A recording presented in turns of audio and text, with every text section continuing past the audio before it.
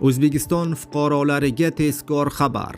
O'zgidromet agentligi 16, 17 va 18 dekabr kunlari kutilayotgan ob-havo prognozini e'lon qildi. Fuqarolar tezda xabardor bo'ling. Assalomu alaykum, hurmatli tomoshabinlar, tezkor yangiliklardan birinchilardan bo'lib xabardor bo'lishni istasangiz, videorolik ostiga like tugmachasini bosib qo'yishni unutmang. Like bosgan insonning qo'llari Ka'batullohning devorlarini ushlasin. Diqqat qiling. 16, 17 va 18 dekabr kunlari O'zbekistonda qanday ob-havo kuzatiladi?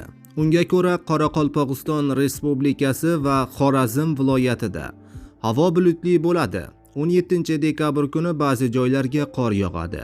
17 va 18 dekabrda yog'ingarchilik kutilmaydi. Ba'zi joylarga tuman tushishi mumkin.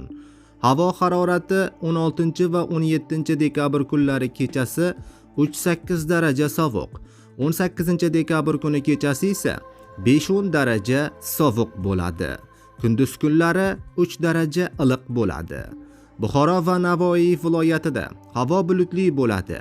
16 va 17 dekabr kuni yog'ingarchilik kutilmaydi. 18 va 19 dekabrda ba'zi joylarda yog'ingarchilik, yomg'ir, qor bo'ladi.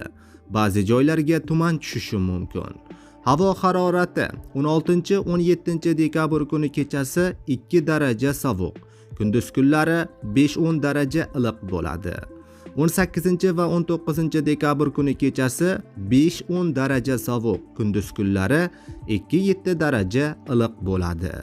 Toshkent, Samarqand, Sirdaryo va Jizzax viloyatida 16 dekabr kuni kechga tomon ba'zi joylarda yomg'ir yog'adi.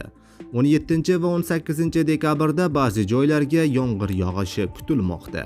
18 dekabrda ayrim joylarda esa o'sha yoqqan yomg'ir qorga aylanishi mumkin. Havo harorati 16 dekabr kuni kechasi 0,5 daraja iliq, kunduzi 5-10 daraja iliq bo'ladi. 17 va 18 dekabr kuni kechasi 0,5 daraja iliq, kunduzi 2-7 daraja iliq bo'ladi.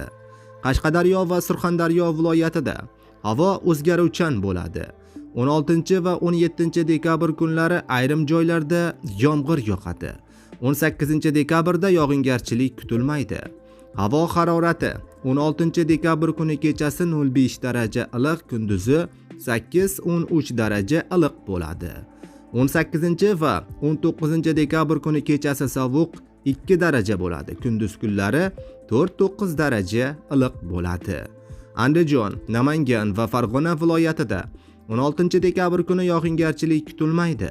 17 va 18 dekabr kuni ayrim joylarga yomg'ir yog'adi. Ayrim joylarda esa qorga aylanishi mumkin. Havo harorati 16 va 17 dekabr kuni kechasi 0,5 daraja iliq, kunduzi 5-10 daraja iliq bo'ladi.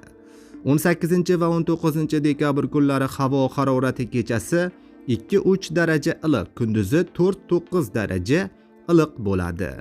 Respublikaning tog'oldi va tog'li hududlarida havo bulutli bo'ladi. Vaqti bilan yog'ingarchilik, yomg'ir, qor.